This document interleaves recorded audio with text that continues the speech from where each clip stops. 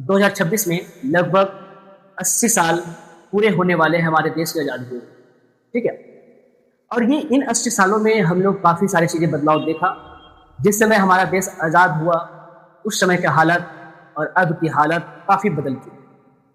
जिस समय देश आज़ाद होता है, उस समय काफ़ी नाजुक स्थिति होती है हमारे देश की, क्योंकि उस समय इस देश को 2 भागों में बाँट दी गई थी। और ये आज जो पाकिस्तान और इंडिया जो हम लोग बोलते हैं, ये दो देश जो हैं वो आपस में पहले एक साथ। तो इस स्थिति में जहां हमारा देश आज से 80 साल पहले था, वहां से हम लोग ये जो दूरी 80 साल का जो दूरी है वो बहुत ही ज़्यादा दूरी है, और इसमें हम लोग बहुत सारे अचीवमेंट भी पाए। किस तरीका से, जब अगर कोई इंसान अगर किसी एक घर के अंदर में किसी एक इंसान को अगर एक घर चलाना हो, तो उसके लिए बहुत ज़्यादा अगर वो बेकार मतलब स्थिति में है, तो कहने का मतलब ये होता है कि उस घर को संभालना बहुत मुश्किल हो जाता है। तो समझ लो कि हमारा देश 1947 में बिल्कुल वैसा ही था। कमजोर स्थिति में कम्युनल्स राइट हो रहे थे। जब भारत और पाकिस्तान का बंटवारा हुआ तो कई सारे लोग जो मुस्लिम भाई लोग हैं वो पाकिस्तान गए, हिंदू भाई लोग इंडिया आया। इस बीच में कई ऐसे कम्युनल्स राइट हुए और मारपीट हुआ, जिससे कि बहुत ही नुकसान हुआ है। तो आज इन सभी चीज को पढ़ने वाले हैं और समझने वाले हैं, थोड़ा मतलब शॉर्ट्स में हम लोग समझेंगे पूरी तरीके से कि आखिर ये हुआ क्या। एक शॉर्ट रिवीजन है जिसके माध्यम से हम तुम लोग को आज बताने वाले हैं कि हमें क्यों जरूरी था ब्रिटिश सरकार से आजादी पाना, और क्या हम लोग यूं ही ऐसा ही आजादी को व्यर्थ में जाने दें, तो ये भी सही नहीं। जिस तरीका से आज हम लोग देखते हैं, कभी कभी ऐसा लगता है कि सोचो हमारे जो क्रांतिकारी लोग जो थे, महान पुरुष जो थे, जिन्होंने आजादी दिलवाई, किस लेवल का लड़ाई किए, तभी जाकर के आज हम लोग इतना एक दूसरे से जो आज कास्टनिज्म की बात करें या धर्म की बात करते हैं, आज भेदभाव जो है, अनटचेबिलिटी जो है, ये सब काफी हद तक कम हुआ है। तुरंत तो कम नहीं होगा, लेकिन कम होने में भी कोई चीज अगर बहुत ज्यादा लंबे टाइम तक अगर कोई प्रथा चलती रहती है तो उसे खत्म होने में भी लंबा टाइम लगता है। तो मेरे ये इस चीज को ऐसा नहीं है, होगा बहुत जल्द, और एक समय ऐसा आएगा जहां आज हम लोग विकसित देश कहलाते हैं, एक दिन ऐसा जरूर आएगा, और कम ही टाइम होंगे, हम लोग उस मुकाम पे पहुंचने वाले ही हैं जहां हम लोग एक डेवलप कंट्री के लिस्ट में शामिल भी हो जाएंगे। चलिए स्टार्ट करते हैं सबसे पहले इन चीजों के बारे में कि इंडिया का थोड़ा हिस्ट्री।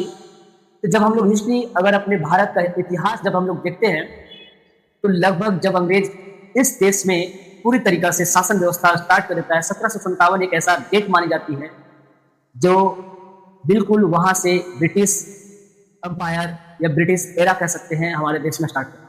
हम ज्यादा डीपली नहीं जाएंगे, लेकिन एक एक करके बात करेंगे। 1757, फिर 1857 की बात करते हैं, लगभग 100 साल। और ये उस समय भी हमारे देश में 1857 में बहुत बड़ी क्रांति हुई थी। ठीक है, उसको बोलते हैं रिवोल्ट ऑफ 1857। ठीक है, इसमें हमारे जैसे कि मंगल पांडे, रानी लक्ष्मीबाई, ये जितने भी थे, ये सब उन्होंने 1857 में अंग्रेज के खिलाफ लड़ाई लड़ी। और माना जाता है कि 1857 जो है वो भारत का पहला स्वतंत्रता संग्राम थी। कुछ हिस्टोरियंस ऐसे हैं जो उसे सिपॉय मिटमी कहते हैं, एक विद्रोह था, एक छोटा सा रिवोल्ट था। लेकिन कुछ ऐसे भी हैं जो माना जाता है कि भारत की आजादी का पहला लड़ाई जो है 1857 में ही लड़ी गई थी।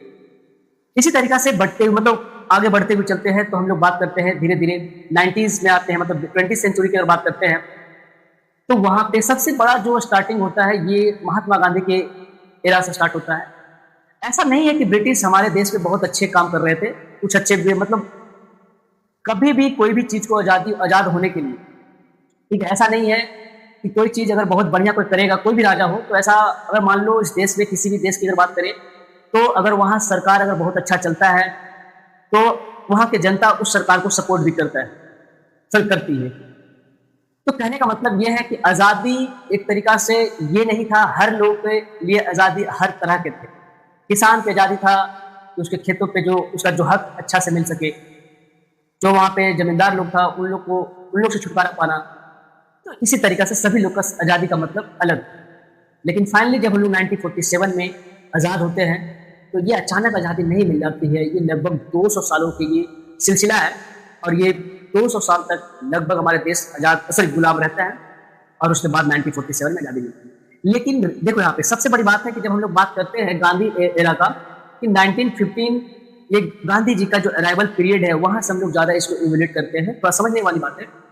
1917 वाला है, 1918 का है और 1920 है। ये ऐसे कई सारे ये जो डेट के हिसाब से जो हम बता रहे हैं, ये यहाँ पे चंपारण सत्याग्रह जो पहली बार अंग्रेज के खिलाफ एक आंदोलन महात्मा गांधी के द्वारा चलाया गया था, ये बिहार के चंपारण डिस्ट्रिक्ट से है, जहां वहां के एक आदमी राज शुक्ला नाम करके महात्मा गांधी को इनविटेशन देते हैं कि हमारे इस जगह पे आइए, यहाँ 3 कठिया सिस्टम चलता है, उसे समाप्त करना था।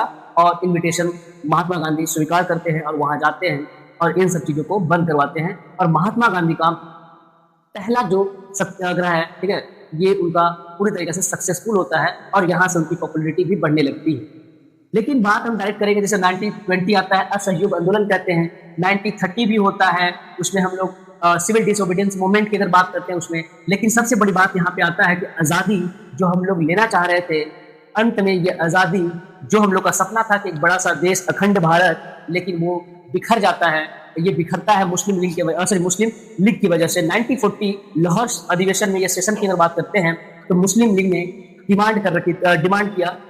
लाहौर सेशन की बात कर रहे हैं, लाहौर सेशन में ये जो 1940 का जो सेशन था, इस सेशन में मुस्लिम लीग का डिमांड होता है, ठीक है, पाकिस्तान, ठीक है, पाकिस्तान का डिमांड उन लोग करता है मुस्लिम लीग, ठीक है। यहीं से चीजें, कई सारी चीजें स्टार्ट होती है यहाँ से। अब इस समय होता क्या है, समझने एक चीज कि 1939 से 1945 तक ये जो एरा चलता है, ये जो 6 साल के क्रम है, इस टाइम हमारे मतलब पूरे वर्ल्ड में सेकेंड वर्ल्ड वॉर चल रहा होता है, ठीक है। और इस सेकेंड वर्ल्ड वॉर में ब्रिटिश लोग भी पार्टिसिपेट किया हुआ था और ब्रिटिश को लगता था कि भारत हमें साथ दे, ठीक है, लड़ाई लड़ने के लिए, इस सेकेंड वर्ल्ड वॉर को जीतने के लिए। लेकिन भारत ने पूरी तरीका से 1930 में ही, लाहौर सेशन में ही, जब उस समय कांग्रेस के अध्यक्ष प्रेसिडेंट जवाहरलाल नेहरू जो बनते हैं, और उसी समय पूर्ण स्वराज की मांग कर ली जाती है और वहां से फुल इंडिपेंडेंस की बात होती है। और वहां से हमारा पूरी तरीका से लक्ष्य जो है फुल इंडिपेंडेंस पे ही टिका हुआ रहता है। कई दफा ऐसी चीजें होता है जहां पे 1940 में काम और आता है। 1940 में आता है अगस्त ऑफर। ये अगस्त ऑफर जो है एक तरीका से भारत के लिए ऑफर दिया गया था। ऑफर ये था कि इंग्लैंड वाले ने ये अगस्त ऑफर भारत को सेंड किया। इसमें कहना था कि आप सहायता कीजिए हमें, हम आपको डोमिनियन स्टेटस देंगे, मतलब उसके बाद फिर आपके एग्जीक्यूटिव काउंसिल में जितने भी है उसको एक्सपेंड कर देंगे। लेकिन ये अगस्त ऑफर भी फेल होता है, कांग्रेस भी रिजेक्ट करता है, सभी लोग रिजेक्ट करते हैं, मतलब नहीं मानते। उसके बाद और भी है कि इसी टाइम इंडिविजुअल सत्याग्रह भी चल रहा होता है। फिर 1932 में महात्मा गांधी ने अपना लास्ट आंदोलन, जिसको बोलते हैं भारत छोड़ो आंदोलन का नाम देते हैं, और इसी आंदोलन में उनका एक नारा और आता है, करो या मरो, डू एंड डाई, ठीक है।